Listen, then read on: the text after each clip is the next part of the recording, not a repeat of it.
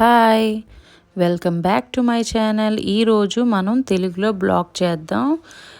అయితే ఇది పప్పు చెక్కలు అంటారు, మన తెలంగాణలో గారెలు అంటారు. చూడండి ఎంత క్రిస్పీగా వచ్చిందో.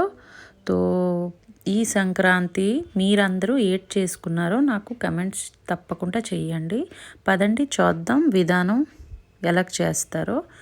మనం 1 కిలో బియ్యం పిండిని చక్కగా నానబెట్టుకొని గ్రైండ్ చేసుకున్న పిండి ఇది. దీంట్లో పచ్చిమిర్చి గ్రైండ్ చేయాలి. ఫస్ట్ పేస్ట్ని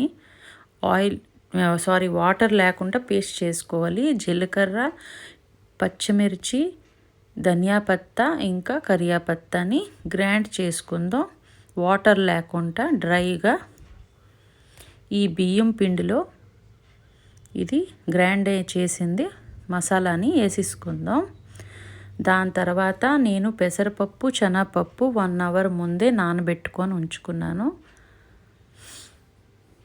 ఇంకోటి పెసరపప్పు, శనగపప్పు. బోల్డ్ మంది పెసరపప్పు వేయరు, శనగపప్పు వేస్తారు. బోల్డ్ మంది 2 వేస్తారు, కానీ 2 వేయండి, దీని టేస్ట్ చాలా బాగుంటుంది. దాని తర్వాత మసాలా కారం పొడి వేయండి. మీ కారం ఎంతో ఎందుకంటే పచ్చిమిరపకాయలు వేసాం కాబట్టి పచ్చిమిర్చి ఇది చూసుకొని వేయండి. దాని తర్వాత తగినంత ఉప్పు. దాని తర్వాత నేను ఒక ప్యాన్ మీద ఇక్కడ ఆయిల్ వేడి చేసుకున్నాను. ఆయిల్ మాత్రం వేడి చేసిందే వేయాలి. దాని తర్వాత కలిపేసుకుందాం. అల్లం వెల్లుల్లి పేస్ట్ ఇప్పుడు అంతాని మిక్స్ చేసుకుందాం.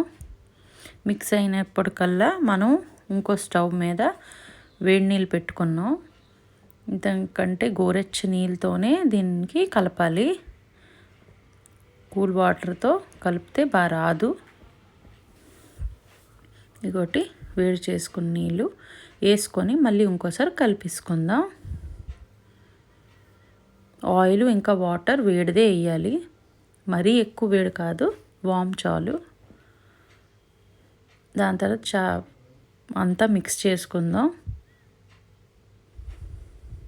మీ సంక్రాంతి స్పెషల్ ఏంటి, మీరు ఏంటి చేశారు ఇంట్లో నాకు కమెంట్స్ చేసి తప్పకుండా చెప్పండి.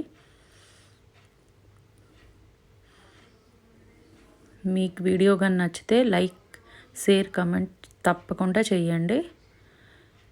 దాని తర్వాత ఇంకొంచెం వాటర్ వేసుకొని బాగా మిక్స్ చేసేసుకుందాం.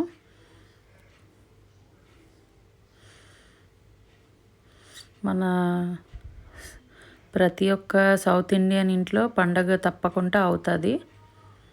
అత్తో కంపల్సరీ పిండి వంటలతో కంపల్సరీ చేసుకుంటారు. ఇగోటి 1 అవర్ కోసం మనం ఉంచేద్దాం. 1 అవర్ తర్వాత మళ్ళీ తీసి చూద్దాం. ఇంకోటి 1 అవర్ అయిపోయింది. ఇప్పుడు ఒక్కసారి మాత్రం చెయ్యొద్దండి, ఆయిల్ తీసుకోండి. ఆయిల్ తీసుకొని హ్యాండ్స్కి ఎట్టేసి దీనికి రౌండ్ ఉండలు చుట్టేద్దాం. ఒకే షేప్లో చుట్టండి. ఒకే షేప్లో చుడితే ఒకే షేప్లో తయారవుతుంది పప్పు చెక్కలు. ఆయిల్ పెట్టుకొని చెయ్యండి, ఎందుకంటే ఇది బేగా ఎండిపోతుంది. అందుకోసం కొంచెం చేసుకొని కొంచెం వేపుకుందాం. ఫస్ట్ మీకు కొంచెం చూపిస్తున్నాను. ఇగోటి ఈ బౌల్స్కి నేను ఎలా చేస్తున్నానో మీకు ప్రిపేర్ చూపిస్తాను. ఒకే షేప్లో వస్తుంది. ఇలాగ నాలాగా మీరు చేస్తే. ఇప్పుడు పూరి చేసింది మిషన్ తీసుకుందాం. ఆయిల్ వేడెక్కుతుంది. అప్పటిదాకా మీకు ఇక్కడ చూస్తాను. చూడండి, ఒక పాలిథీన్ ఎట్టేసి ఆయిల్ పెట్టుకొని ఈ బాల్స్ని మధ్యలో ఎట్టి దీంతో ప్రెస్ చేయడమేను. ఒకే షేప్లో ఎంత చక్కగా వస్తుంది చూడండి. మీరు గ్లాస్తో కూడా చేసుకోవచ్చు, కానీ ఇలాగైతే చాలా నీట్గా వస్తుంది. షేప్ కూడా చూడడానికి బాగుంటుంది. పిల్లలకి కలిసి చూడడానికి బాగుంటే చాలు, తినేస్తారు. చూడండి ఎంత నీట్గా వచ్చిందో. ఒకే షేప్లో ఇలాగా చేసుకొని ఒక 10 చేసి డీప్ ఆయిల్లో ఫ్రై చేసుకున్న తర్వాత మళ్ళీ చేసుకోండి, లేకపోతే బాగోదు, టేస్ట్ కూడా బాగోదు. తో నూనె వేడెక్కిందో లేదో చూద్దాం.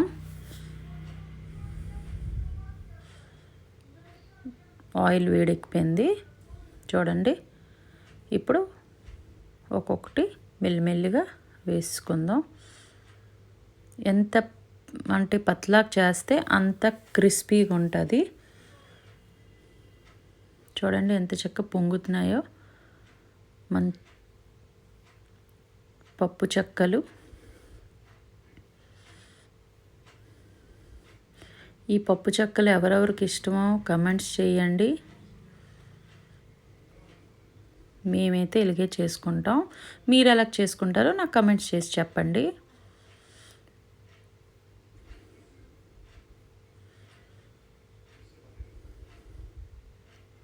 ఇది మన తెలుగు వాళ్ళ కోసం తెలుగులో బ్లాగ్ చేశాను, ఎందుకంటే ఇది తెలుగు వాళ్ళకు తెలుసు రెసిపీ, అందుకోసం. చూడండి ఎంత క్రిస్పీగా వచ్చిందో.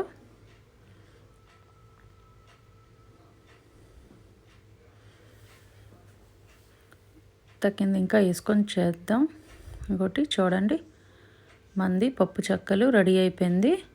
తో మీకు ఒకటి చూపిస్తాను ఉండండి ఎంత క్రిస్పీగా వచ్చిందో. చూడండి ఎంత క్రిస్పీగా వచ్చిందో మన పప్పు చెక్కలు. ఓకే ఫ్రెండ్స్, మీకు ఒకవేళ కానీ నా వీడియో నచ్చితే లైక్, కమెంట్, షేర్ తప్పకుండా చేయండి. Thank you for watching. Bye, good night, take care.